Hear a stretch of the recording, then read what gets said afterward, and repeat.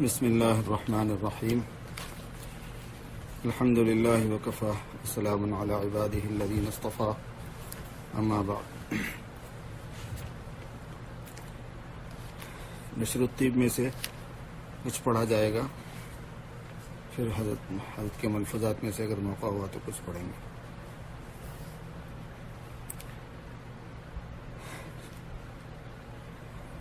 بعض واقعات زمانے طفولیت میں حضور صلی اللہ علیہ وسلم کے بچپن کے بعض واقعات کا ذکر فرماتے ہیں۔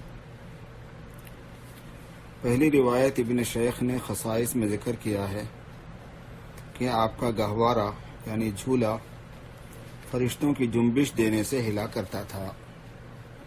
کذا فی المواہب، سیرت کی کتاب ہے مواہب لدنیہ، اس میں آپ صلی اللہ علیہ وسلم کی خصوصیات میں سے، آپ کے فضائل میں سے، آپ کے اللہ تبارک و تعالیٰ کے یہاں محبوب ہونے سے اور محبوب ہونے سے متعلق اور آپ کے ابتدائی سے اللہ پاک کے خصوصی معاملات سے متعلق گویا یہ بات ہوئی کہ آپ کا گہوارہ یعنی جھولا فرشتوں کے جنبش دینے سے ہلا کرتا تھا۔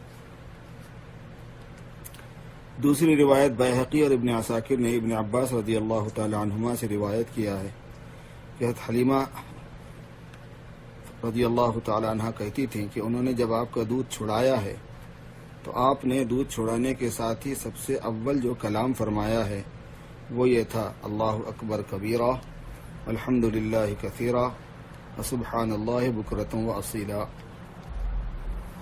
حضور صلی اللہ علیہ وسلم نے دودھ پینا چھوڑا تو سب سے پہلے جو آپ نے کلام فرمایا وہ یہ تسبیح تھی، اللہ اکبر کبیرہ الحمد للہ کثیرہ وسبحان اللہ بکرۃ و اصیلا۔ ظاہر ہے کہ بہت بڑا معجزہ ہے کہ آپ کا پہلے میں یہ کلام کرنا۔ جب آپ ذرا سیانے ہوئے تو باہر تشریف لے جاتے اور لڑکوں کو کھیلتا دیکھتے مگر ان سے علیحدہ رہتے، یعنی کھیل میں شریک نہ ہوتے۔ کذا فی المواہب۔ تیسری روایت ابن سعد اور ابو نعیم اور ابن عساکر نے ابن عباس رضی اللہ تعالی عنہما سے روایت کیا ہے کہ حضرت حلیمہ رضی اللہ تعالی عنہ آپ کو کہیں دور نہ جانے دیا کرتی۔ ایک بار ان کو کچھ خبر نہ ہوئی، آپ اپنی رضاعی بہن شیمہ کے ساتھ عین دوپہر کے وقت مواشی کی طرف چلے گئے، مواشی جہاں جانور چرتے ہیں۔ حضرت حلیمہ رضی اللہ تعالیٰ عنہ آپ کی تلاش میں نکلی، یہاں تک کہ آپ کو بہن کے ساتھ پایا۔ کہنے لگی کہ اس گرمی میں ان کو لائی ہو؟ بہن نے کہا کہ اماں میرے بھائی کو گرمی ہی نہیں لگی، میں نے ایک بادل کا ٹکڑا دیکھا جو ان پر سایہ کیے ہوئے تھا، جب ٹھہر جاتے تھے تو وہ بھی ٹھہر جاتا اور جب یہ چلنے لگتے وہ بھی چلنے لگتا، یہاں تک کہ اس موقع تک اسی طرح پہنچے، اس جگہ تک اسی طرح پہنچے جہاں پہ حلیمہ نے آپ کو پایا تھا۔ کذا فی المواہب۔ چوتھی روایت حضرت حلیمہ سعدیہ رضی اللہ تعالیٰ عنہ سے روایت ہے کہ میں طائف سے بنی سعد کی عورتوں کے ہمراہ دودھ پینے والے بچوں کی تلاش میں مکہ کو چلی۔ اس قبیلے کا یہی کام تھا کہ عمرہ کے پاس شہر میں جا کے دودھ پینے کے قابل بچوں کو لے جانا، پھر ان کو دودھ پلانا اور ان کی مزدوری لینا، یہ ان کا کمائی کا ذریعہ ہوتا، اجرت لیتے تھے اس کے اوپر۔ حلیمہ سعدیہ سے روایت ہے کہ میں طائف سے بنی سعد کی عورتوں کے ہمراہ دودھ پینے والے بچوں کی تلاش میں مکہ کو چلی۔ اس قبیلے کا یہی کام تھا اور اس سال سخت قحط تھا۔ میری گود میں میرا ایک بچہ تھا مگر اتنا دودھ نہ تھا کہ اس کو کافی ہوتا۔ رات بھر اس کے چلانے سے نیند نہ آتی اور نہ ہماری اونٹنی کے دودھ ہوتا۔ میں ایک دراز گوشت پر سوار تھی، گدھے پر، گدھے کی سواری عام تھی، خچر کو بھی کہتے ہیں، جو غایت لاغری سے سب کے ساتھ نہ چل سکتا تھا۔ ہمراہی بھی اس سے تنگ آ گئے تھے۔ ہم مکے آئے تو رسول اللہ صلی اللہ علیہ وسلم کو جو عورت دیکھتی اور سنتی کہ آپ یتیم ہیں کوئی قبول نہ کرتی۔ ظاہر ہے کہ وہ تو پیسوں کے لیے اجرت کی بیس پہ ہوتا تھا کام، بزنس تھا وہ ایک، تو معلوم ہو جاتا کہ یہ بچہ جو ہے نا یتیم ہے، تو اب یتیم کے گھر سے کیا ملے گا دودھ پلانے کے بعد، تو اس لیے پھر آپ کو قبول نہ کرتے، کیونکہ زیادہ انعام و اکرام کی توقع نہ ہوتی، اور ادھر ان کو دودھ کی کمی کے سبب کوئی بچہ نہ ملا۔ مسئلہ یہ تھا کہ حضرت حلیمہ کو وہ ظاہر ہے کہ اس سے پہلے دوسری جگہوں پر گئیں، وہ جب گئیں تو ان کو ان کے پاس دودھ کتنا ہے، دودھ آتا ہے نہیں آتا، پوچھتے نا، وہ انکوائری ہوتی، اس میں ان کو بچہ نہیں ملا کوئی۔ دائی حلیمہ کو دودھ کی کمی کی وجہ سے بچہ نہیں ملا، اور جو زیادہ دودھ والی خواتین تھی ان کو بچہ، انہوں نے بچے کو نہیں لیا کہ ملے گا کیا اس بچے کو لے جا کے۔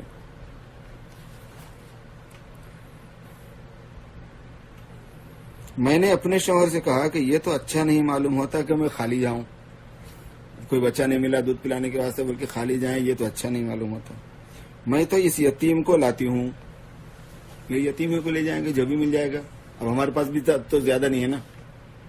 شوہر نے کہا کہ بہتر، شاید اللہ تعالیٰ برکت کرے۔ قرض میں آپ کو جا کر لے آئی، جب اپنی فرودگاہ پر لائی، اپنی ٹھہرنے کی جگہ پر جہاں یہ لوگ ڈیرا ڈالے ہوئے تھے، اور گود میں لے کر دودھ پلانے بیٹھی تو دودھ اس قدر اترا کہ آپ اور آپ کے رضائی بھائی نے خوب آسودہ ہو کر پیا اور آسودہ ہو کر سو گئے، پیٹ بھر کے پی لیے اور سو گئے۔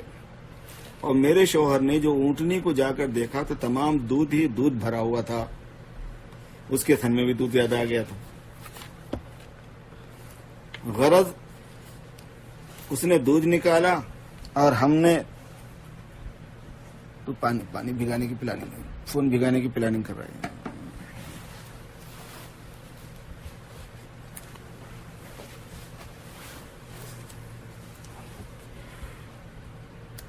غرض اس نے دودھ نکالا اور ہم سب نے خوب سیر ہو کر پیا، اور رات بڑے آرام سے گزری، اور اس کے قبل سونا میسر نہیں ہوتا تھا۔ شوہر کہنے لگا، اے حلیمہ، تو تو بڑی برکت والے بچے کو لائی۔ میں نے کہا، ہاں مجھ کو بھی یہی امید ہے۔ پھر ہم مکے سے روانہ ہوئے اور میں آپ کو لے کر اسی دراز گوشت پر سوار ہوئی جو سب کے اندر کمزوری سے چلتا تھا، پیچھے رہ جاتا تھا۔ پھر تو اس کا یہ حال تھا کہ کوئی سواری اس کو پکڑ نہ سکتی تھی، وہ اتنا تیز ہو گیا، اتنا مستعد ہو گیا کہ سب سے آگے تھا اور کوئی سواری اس کو پکڑ نہ سکتی تھی۔ میری ہمراہی عورتیں تعجب سے کہنے لگیں کہ حلیمہ ذرا آہستہ چلو، یہ وہی تو ہے جس پر تم آئی تھی؟ میں نے کہا، ہاں وہی ہے۔ وہ کہنے لگی کہ بے شک اس میں کوئی بات ہے۔ پھر ہم اپنے گھر پہنچے اور وہاں سخت قحط تھا، سو میری بکریاں دودھ سے بھراتی اور دوسروں کو اپنے جانوروں میں ایک قطرہ دودھ نہ ملتا، چونکہ قحط کی وجہ سے غذا نہ ملتی۔ میری قوم کے لوگ اپنے چرواہوں سے کہتے کہ ارے تم بھی وہاں ہی چراؤ جہاں حلیمہ کے جانور چرتے ہیں، مگر جب بھی وہ جانور خالی آتے اور میرے جانور بھرے آتے، کیونکہ چراگاہ میں کیا رکھا تھا وہ تو بات ہی اور تھی۔ غرض ہم برابر خیر و برکت مشاہدہ کرتے رہے، یہاں تک کہ 2 سال پورے ہو گئے مسلسل، اور میں نے آپ کا دودھ چھڑایا، اور آپ کا نشو و نما گروتھ اور بچوں سے بہت زیادہ تھا، یہاں تک کہ 2 سال کی عمر میں آپ اچھے بڑے معلوم ہونے لگے۔ پھر ہم آپ کو آپ کی والدہ کے پاس لائے، مگر آپ کی برکت کی وجہ سے ہمارا جی چاہتا تھا کہ آپ اور رہیں، اس لیے آپ کی والدہ سے اصرار کر کے کہ وبا مکہ کے بہانے سے، مکے میں وبائیں لوگ آتے رہتے نا، دوسری طرف سے ادھر سے لوگ حج کو تو آتے رہتے تھے، مکے بیت اللہ کو تو آتے رہتے تھے، یہاں بیماریاں ہو جاتی ہیں، یہ ہیں وہ ہے، وبائے مکہ کے بہانے سے پھر اپنے گھر لے آئے۔ سو چند ہی مہینے بعد ایک بار آپ اپنے رضائی بھائی کے ساتھ مواشی میں پھر رہے تھے کہ یہ بھائی دوڑتا ہوا آیا اور مجھ سے اور اپنے باپ سے کہا کہ میرے قریشی بھائی کو 2 سفید کپڑے والے آدمیوں نے پکڑ کر لٹایا اور شکم چاک کیا، پیٹ چیر دیا، میں اسی حال میں چھوڑ کر آیا ہوں۔ سو ہم دونوں گھبرائے ہوئے گئے، دیکھا کہ آپ کھڑے ہیں، مگر رنگ خوف کی وجہ سے بدلا ہوا ہے۔ میں نے پوچھا، بیٹا کیا تھا؟ فرمایا، 2 شخص سفید کپڑے پہنے ہوئے آئے تھے اور مجھ کو لٹایا اور پیٹ چاک کر کے اس میں کچھ ڈھونڈ کر نکالا، معلوم نہیں کیا تھا۔ ہم آپ کو اپنے ڈیرے پر لائے اور شوہر نے کہا، حلیمہ اس لڑکے کو آصف کا اثر ہوا ہے، قبل اس کے کہ اس کا زیادہ ظہور ہو اس کے گھر پہنچا آ۔ میں والدہ کے پاس لے کر گئی، کہنے لگی کہ کہنے لگی کہ تو اس کو رکھنا چاہتی تھی پھر کیوں لے آئی؟ والدہ نے کہا تو اس کو رکھنا چاہتی تھی پھر کیوں لے آئی؟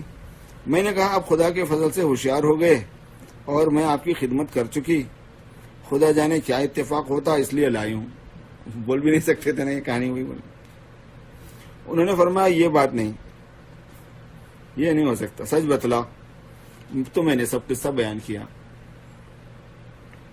کہنے لگی تجھ کو ان پر شیطان کے اثر کا اندیشہ ہوا؟ میں نے کہا ہاں۔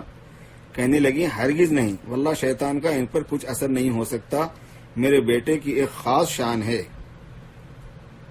پھر انہوں نے بعض حالات حمل اور ولادت کے بیان کیے کہ حمل میں ایسا ہوا تھا، ڈیلیوری کے وقت ایسا ہوا تھا۔ پانچویں فصل کی دوسری اور تیسری روایت اور چھٹی فصل کی پہلی روایت کے آخر میں مذکور ہوئے ہیں۔ اچھا ان کو چھوڑ دو اور خیریت کے ساتھ جاؤ۔ کذا فی سیرت ابن ہشام۔ فائدہ نمبر 1، اس روایت میں متعدد واقعات پر کرامات مذکور ہیں جیسا کہ ظاہر ہے، اور حلیمہ کے اس لڑکے کا نام عبداللہ ہے، اور یہ انیسہ اور جزامہ کے بھائی ہیں، اور یہ جزامہ شیمہ کے نام سے مشہور ہیں، حضور کے بھائی، اور یہ سب اولاد ہیں حارث ابن عبد العزا کے جو شوہر ہیں حلیمہ کے۔ کذا فی زاد المعاد۔ بعض اہل علم نے ان سب کے ایمان لانے کی تصریح کی ہے کہ یہ سب ایمان لے آئے۔ تو آپ صلی اللہ علیہ وسلم کے بچپن میں اس طرح کے واقعات ہوئے اور آپ کی ذات بابرکات سے اس طرح برکتیں ظاہر ہوئی صرف دودھ پلانے کے لیے لے جانے پر۔ علماء کرام نے اس پر بہت سی باتیں سمجھنے کے لیے، اپنے آپ کو نصیحت حاصل کرنے کے لیے جو کہی ہیں، اس میں سے یہ بات بھی کہی جاتی ہے کہ جو حضور کے ساتھ وابستگی کی وجہ سے برکت ہوتی ہے وہ حضور کی بات کے ساتھ، حضور کی تعلیمات کے ساتھ، اور حضور کی سنتوں کے ساتھ، اور حضور کی محنت کے ساتھ وابستگی سے بھی اسی طرح کی برکات ہیں، کیونکہ حضور کے اس دنیا سے تشریف لے جانے کے بعد میں آپ کی سیرت ہی ہے، آپ کی محنت ہی ہے جو آپ محنت دے کر گئے، آپ کی سنتیں ہی ہیں جو سنتیں آپ دے کر گئے، آپ کی تعلیمات ہی ہیں جو آپ تعلیمات دے کر گئے ہیں۔ تو جو آپ صلی اللہ علیہ وسلم کی تعلیمات ہیں ان کی تعلیمات میں مشغول ہونا، سیکھنے میں، سکھانے میں، جو آپ کی محنت ہے اس محنت میں مشغول ہونا، جد و جہد میں، دین کے پھیلانے میں، دین کے لگانے، دین کی اشاعت میں، دین کی حفاظت میں،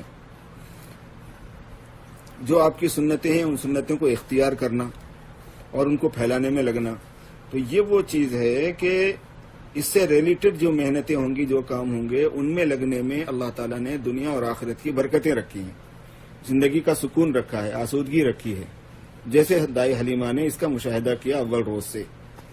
تو جو آپ کی ذات بابرکات کے ساتھ معاملہ ہے، آپ کی ذات بابرکات سے متعلق جو امور ہیں ان کے ساتھ میں بھی اللہ پاک کا یہی معاملہ ہے۔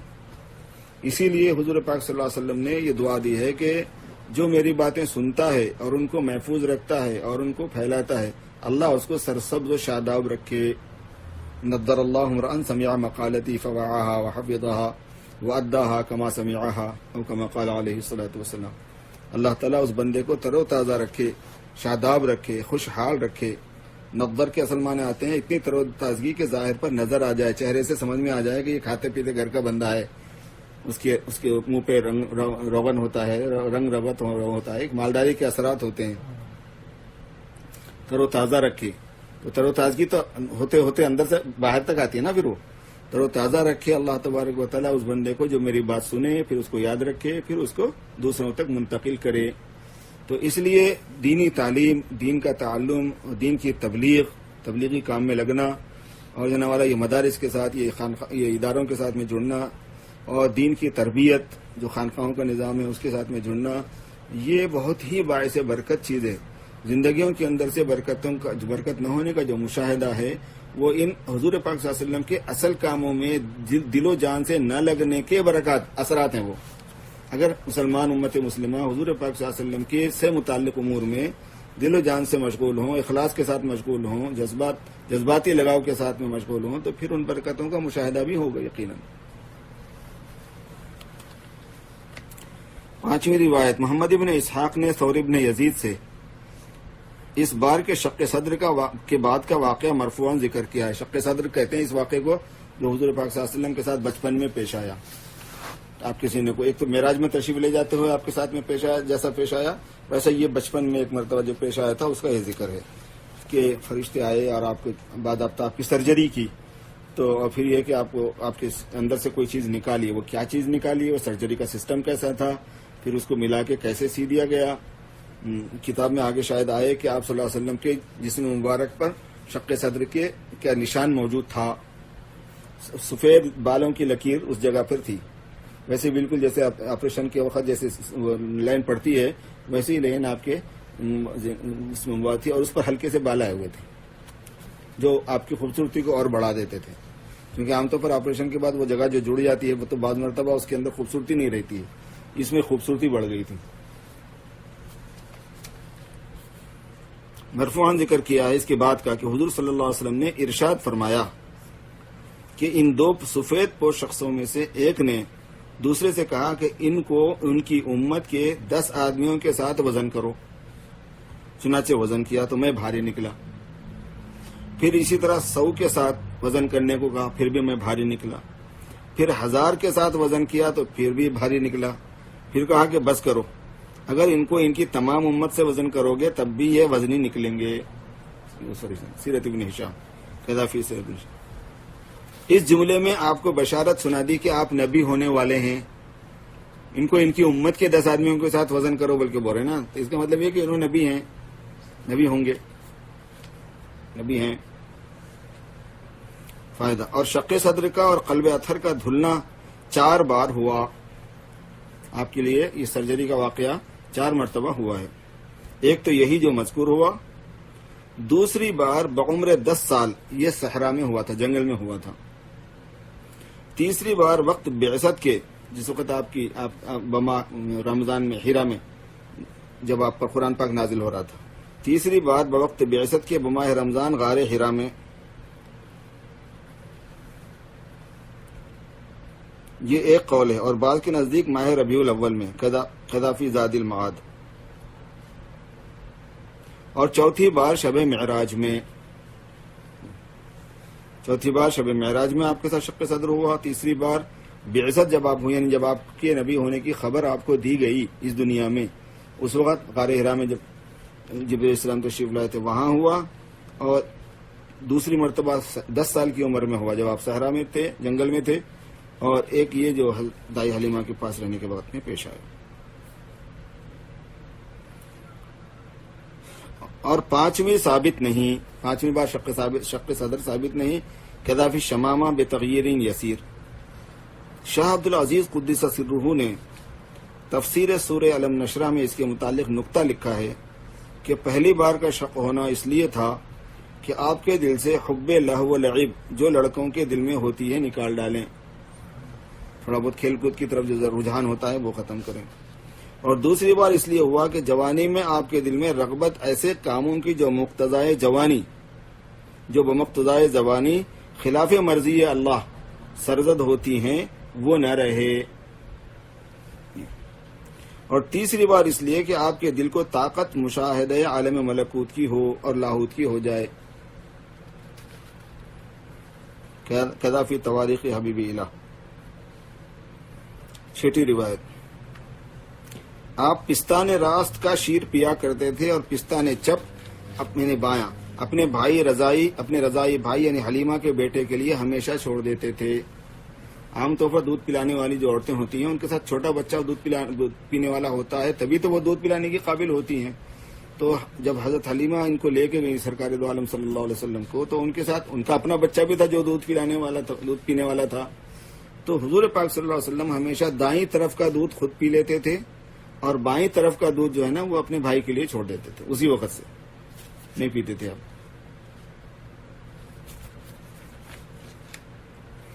ایسا عدل آپ کی طبیعت میں تھا، فطرت میں، طبیعت میں، مزاجن تھا.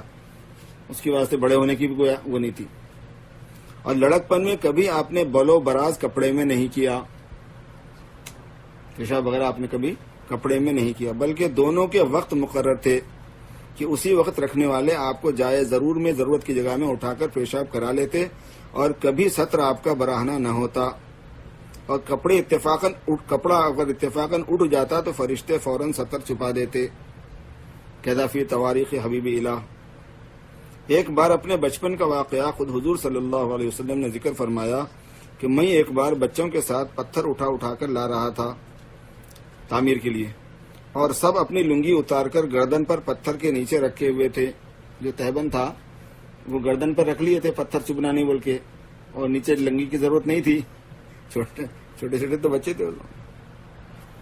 میں نے بھی ایسا ہی کرنا چاہا، کیونکہ اتنے بچپن میں انسان مکلف نہیں ہوتا، اور طبعاً عرفاً بھی ایسے بچے سے ایسا امر خلاف حیا نہیں سمجھا جاتا۔ دفعتاً غیب سے زور سے ایک دھکا لگا اور یہ آواز آئی کہ اپنی لنگی باندھو۔ بس میں نے فوراً باندھ لی اور گردن پر پتھر بغیر لنگی کے ہی لانے شروع کر دیے۔ کذا فی سیرت ابن ہشام۔ 7ویں روایت، ابن عساکر نے حلیمہ ابن عرفطہ سے روایت کیا ہے کہ میں مکہ معظمہ پہنچا اور وہ لوگ سخت قحط میں تھے۔ قریش نے کہا، اے ابو طالب چلو پانی کی دعا مانگو۔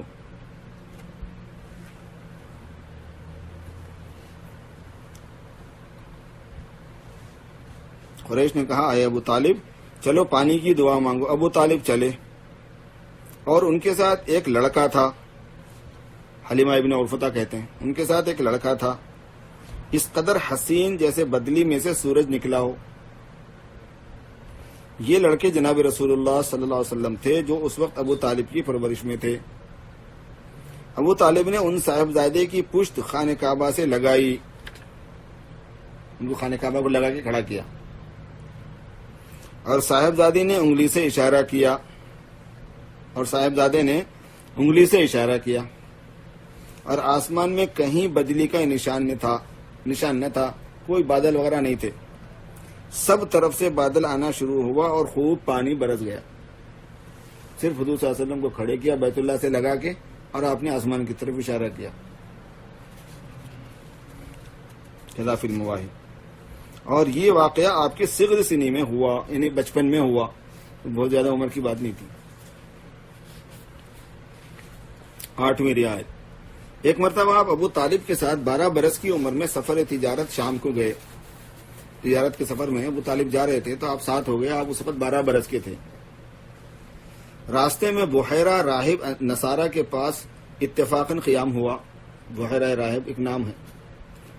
راہب نے آپ کو علامت نبوت سے پہچان لیا اور قافلے کی دعوت کی، اور ابو طالب سے کہا کہ یہ پیغمبر سردار سب عالموں کے ہیں، یہ پیغمبر ہیں اور سب عالموں کے سردار ہیں، اور اہل کتاب اور یہود اور نصارہ ان کے دشمن ہیں، اور اہل کتاب یہود اور نصارہ ان کے دشمن ہیں۔ خود ہی نصارہ والا ہی ہے بولنے والا۔ ان کو ملک شام میں نہ لے جاؤ، شام میں لے جا رہے تھے نا، شام لے جا رہے تھے تجارت، مبادا یعنی کہیں ایسا نہ ہو کہ ان کے ہاتھ سے ان کو تکلیف پہنچے، غضن پہنچے یعنی تکلیف پہنچے۔ سو ابو طالب نے مال تجارت وہیں بیچا، اس راہب کے بعد جہاں ٹھہرے ہوئے تو بجائے آگے تک جانے کے وہیں بیچا اور بہت نفع پایا، اور وہیں سے مکہ کو واپس آ گئے۔ کذا فی تواریخ حبیب الہ۔ فائدہ، سیرت ابن ہشام میں یہ واقعہ بہت مفصل اور مبسوط مذکور ہے، یعنی اس میں اور بہت جزیات ہیں، بہت واقعات ہیں، لمبا چوڑا۔ 9ویں روایت، آپ جب ابو طالب کی کفالت اور تربیت میں تھے، جب ان کے عیال کے ہمراہ کھانا کھاتے سب شکم سیر ہو جاتے، اور جب نہ کھاتے تو وہ بھوکے رہتے، پیٹ ہی نہیں بڑھتا تھا اگر آپ ساتھ نہ ہوتے۔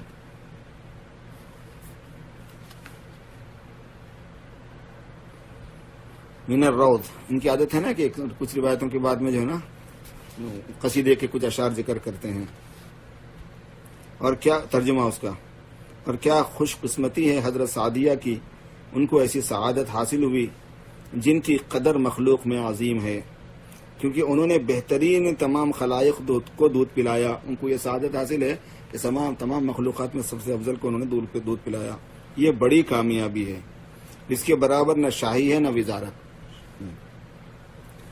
انہوں نے آپ کے بہت سے معجزات دیکھے، جو رضا کی حالت میں ظاہر ہوئے، دودھ پلانے کے دوران ظاہر ہوئے، اور ایسی برکات کا مشاہدہ کیا جن کا حصر نہیں ہو سکتا، جن کا شمار نہیں ہو سکتا۔ اور اہل کتاب نے اپنی قوم سے آپ کے حالات بیان کیے جب سے کہ آپ کو دیکھا، جب سے کہ اہل کتاب نے آپ کو دیکھا ہے آپ کے حالات بیان کیے ہیں۔ یا رب صلی وسلم دائما ابدا علی حبیبک من زانت به العصر۔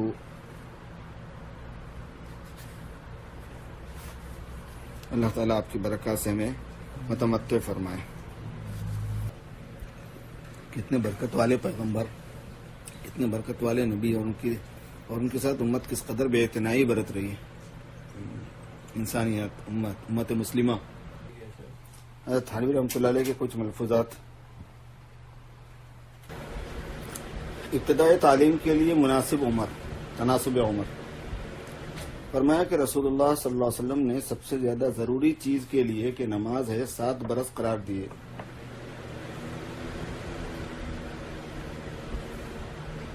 تو میں یہی سمجھتا ہوں کہ یہی عمر پڑھنے کے لیے بھی مناسب ہے۔ البتہ زبانی تعلیم اور یاد کرا دینا یہ پہلے ہی سے جاری رکھے۔ 4 برس 4 دن 4 مہینے اپنی طرف سے تجویز کر کے لوگوں نے رسم خراب کر لی ہے، بری رسم مقرر کر لی۔ لوگوں نے اب رسم مقرر کر لی۔ فرمایا کہ میرے بھائی بڑے سمجھدار ہیں۔ اکبر علی ان کے بڑے بھائی تھے نا، اکبر علی صاحب بیرسٹر تھے، وکیل تھے، وہ بڑے بھائی ہیں، یہ اشرف علی چھوٹے بھائی۔ فرمایا کہ میرے بڑے بھائی بڑے سمجھدار ہیں، اپنے لڑکے کے متعلق کہتے تھے کہ مولوی ہونے کی مجھے کوئی زیادہ خوشی نہیں، ہاں خادم دین بنے تو خوشی کی بات ہے۔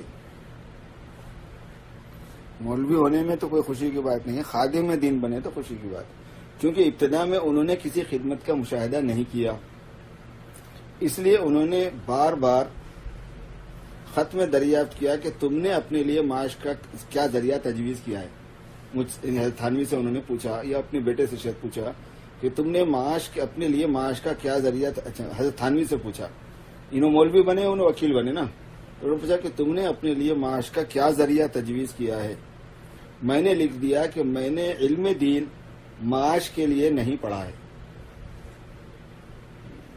میں نے علم دین معاش کے لیے پڑھا ہی نہیں ہے کہ آپ مجھ سے پوچھو کہ تم نے جو پڑھا ہے اس کے لیے کیا ذریعہ معاش تم نے۔ میں نے خدمت دین کے لیے پڑھا ہے، باقی رزق کا اللہ تعالیٰ کفیل ہے۔ اس جواب پر وہ قانع ہو گئے کہ ہاں یہ بالکل صحیح تجویز ہے، انداز صحیح بات کا۔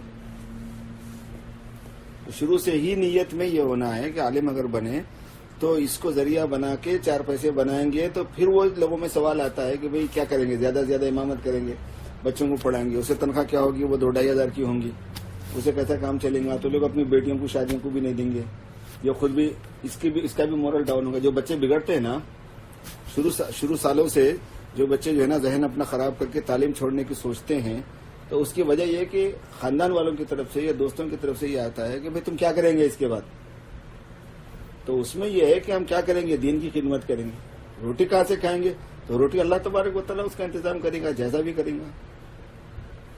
اور اگر قبولیت ہو گئی تو انہیں آرام سے رہتا ہے دوسرے نہیں رہ سکتے، دنیا دار اتنے آرام سے نہیں رہ سکتے جتنا اس کو ملتا ہے، دنیا داروں کو اتنا نہیں ملتا۔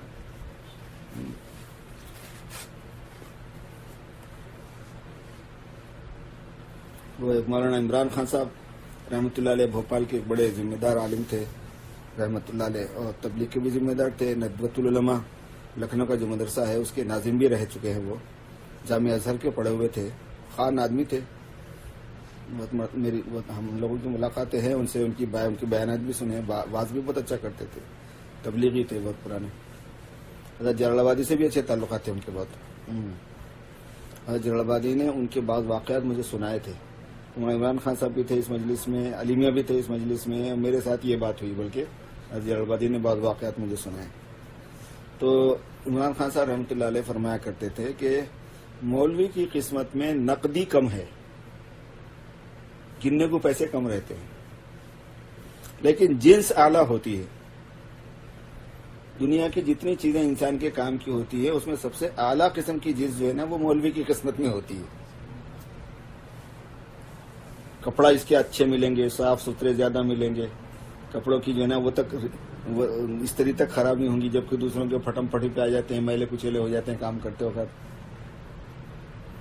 کھانا جو ہے ساری دنیا والے جو ہے نا ایک خاص لمٹ کے ساتھ میں اچھا کھاتے ہیں. اس کا مسئلہ یہ ہے کہ جہاں جہاں اچھا کھانا پکتا ہے وہاں پہ اس کا حصہ پڑ جاتا ہے. تو ان کو تو ہفتے میں ایک مرتبہ ہی ملا، اس کو پورے ہفتے میں 7 دن ملتا ہے، چونکہ ہر جگہ کا اچھا کھانا میں اس کا حصہ ہوتا ہے.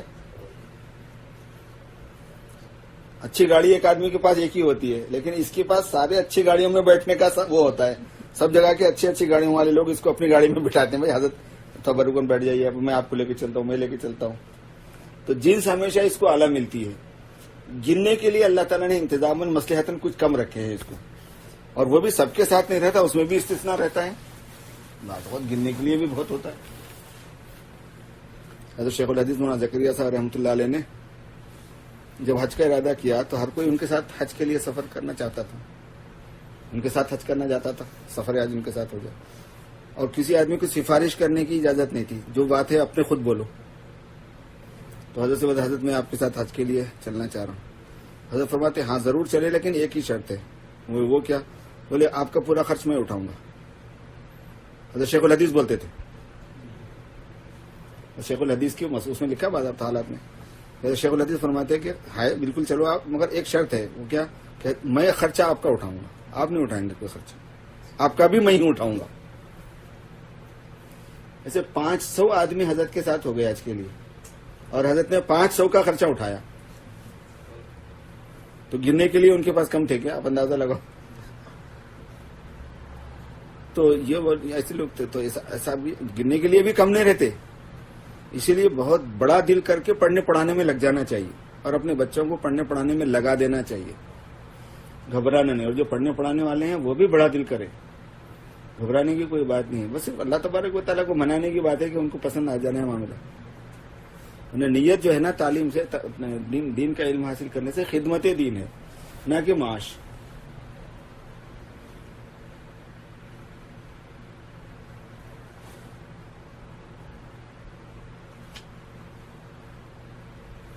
فرمایا کہ حرف شناسی کے اعتبار سے جاہل محض بھی ہو لیکن تربیت ہو تو وہ بھی کافی ہے. اگر تربیت نہیں تو کتنا ہی بڑا عالم ہے لیکن کچھ نہیں. تربیت وہ چیز ہے کہ ایک شخص لکھنؤ کے بادشاہ کا ذکر کرتے تھے کہ گھر سے ماں شیر خوار بچہ لائی، دودھ پینے والا بچہ جو نہ بول سکتا تھا نہ سمجھ سکتا تھا. جس وقت بادشاہ پر اس کی نظر پڑی فوراً جھک کر سلام کیا. بادشاہ نے لینے کے لیے ہاتھ پھیلا دیا. اس توجہ پر وہ دوبارہ سلام کیا. ماں پاس لے آئی، بادشاہ نے گود میں لے لیا، گود میں پھر سلام کیا، پھر گود میں وہیں بچوں کی طرح کھیلنا کودنا شروع کر دیا. دیکھنے والوں کو حیرت تھی کہ ایک شیرخوار بچے کی یہ حالت ہے. ماں کی تربیت یافتہ، یعنی ایک ایسی ماں کی گود میں تھا جو ماں شائستہ سلیقہ مند تھی، اس سے اس نے طبیعی طور پر وہ چیز لے لی کہ کس کے ساتھ کیسے برتاؤ ہوتا ہے.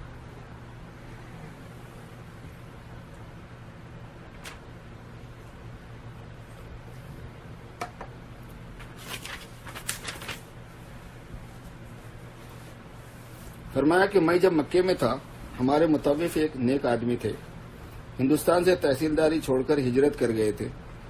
عرصے تک وہاں جلد باندھ باندھ کر گزارا کرتے تھے. جلد باندھنا کتابوں کی جلد باندھنے کو کہتے ہیں. عالم تھے، نیک شخص تھے، اگرچہ علم مستحضر نہیں تھا، ذہول ہو گیا تھا. مجھ سے تصوف کے مسائل پوچھا کرتے تھے. ایک دن کہا کہ مسئلہ وحدت الوجود میری سمجھ میں نہیں آیا، اسے میں کفر سمجھتا ہوں. بہت لوگوں سے اس مسئلے کو پوچھ چکا ہوں لیکن تسلی نہ ہوئی.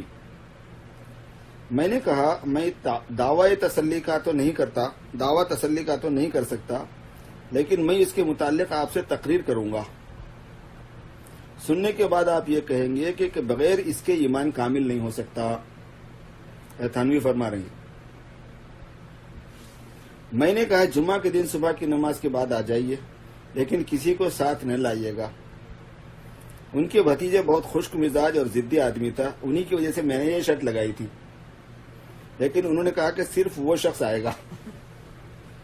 میں نے کہا کہ انہی کا تو آنا خار ہے. جب انہوں نے اصرار کیا تو میں نے کہا اچھا آ جائیں، لیکن بولے نہیں. کچھ ایسا دیکھا ہے کہ جو طالب نہ ہو اس کے سامنے گفتگو میں طبیعت رکتی ہے، مگر میں نے اقرار لے لیا کہ وہ بولیں گے نہیں. جمعہ کے دن بعد نماز وہ آئے. میں نے کہا کہ میری ایک تقریر سن لیجیے. وہ کہتے تھے کہ پہلے میرے شبہات سن لو. میں نے کہا کہ نہیں، میری تقریر کے بعد شبہات کیجیے گا. چنانچہ میں نے تقریر کی. اب وہ تقریر تو حاضر نہیں، لیکن ایک گھنٹے میں وہ تقریر ختم ہوئی.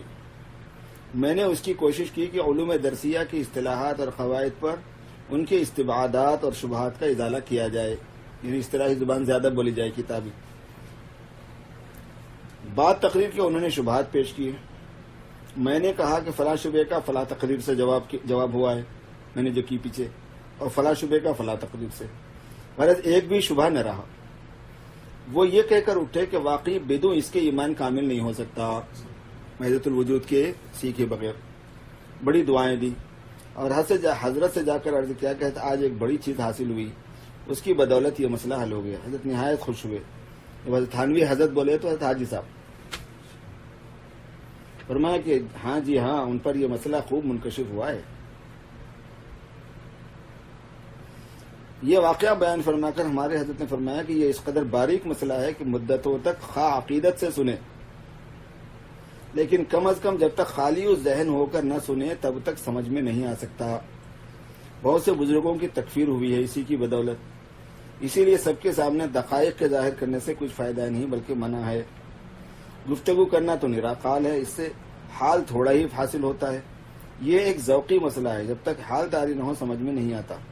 البتہ اگر کسی کو انکشاف ہوا ہو اجمالی، اس کے سامنے واجب ہے ظاہر کرنا تاکہ وہ مجمل مفصل ہو جائے، جب تک کہ اجمالی سے غلطی کا اندیشہ ہو. بس آج اسی پر بس کرتے ہیں، چونکہ تقاضا تھا کہ شروع ہو جائے، ہو نہیں رہا، تو اس وجہ سے بسم اللہ میں نے کر دی ہے. انشاءاللہ اللہ نے اگر چاہا تو آئندہ بس. اللهم صل على سيدنا مولانا محمد وعلى ال سيدنا مولانا محمد وبارك وسلم. ربنا ظلمنا انفسنا وان لم تغفر لنا وترحمنا لنكونن من الخاسرين. اللهم انك عفو كريم تحب العفو فاعف عنا يا كريم. اللهم آت نفوسنا تقواها وزكها انت خير من زكاها انت وليها ومولاها. اللهم جنبنا الفواحش ما ظهر منها ما بطن. اللهم اصلح لنا شأننا كله ولا تكلنا الى انفسنا طرفة عين. اللهم اقض حاجاتنا. اللهم اشف مرضانا. اللهم اعنا بالعلم وزينا بالحلم واكرمنا بالتقوى وجملنا بالعافية. اللهم طهر قلوبنا من النفاق واعمالنا من الرياء والسنتنا من الكذب واعيننا من الخيانة فانك تعلم خائنة الاعين ما تخفي الصدور. اللهم جنبنا الفواحش ما ظهر منها ما بطن. اللهم انا نعوذ بك من مضلات الفتن ما ظهر منها وما بطن. اللهم انا نعوذ بك من فتنة المسيح الدجال ومن فتنة المحيا والممات ومن القسوة والغفلة. اے اللہ اپنے فضل و کرم سے ہمارے گناہوں کو معاف فرمائیے. اے اللہ اپنے فضل و کرم سے اس مجلس کو قبول فرمائیے، اس کی برکات عطا فرمائیے. حضور پاک صلی اللہ علیہ وسلم کے سیرت مبارکہ اور ولادت مبارکہ سے متعلق احوال کو پڑھنے کی برکات اپنے فضل و کرم سے نصیب فرمائیے، سننے کی برکات اپنے فضل و کرم سے نصیب فرمائیے.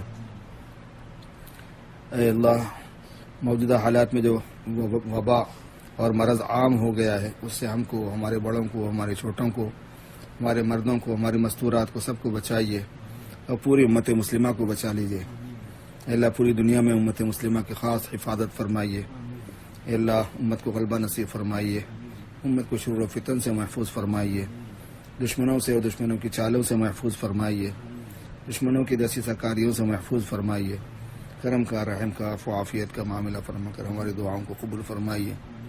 وصلی وسلم وبارک علی سید المرسلین وعلی آلہ واصحابہ اجمعین برحمتک یا ارحم الراحمین. الحمدللہ.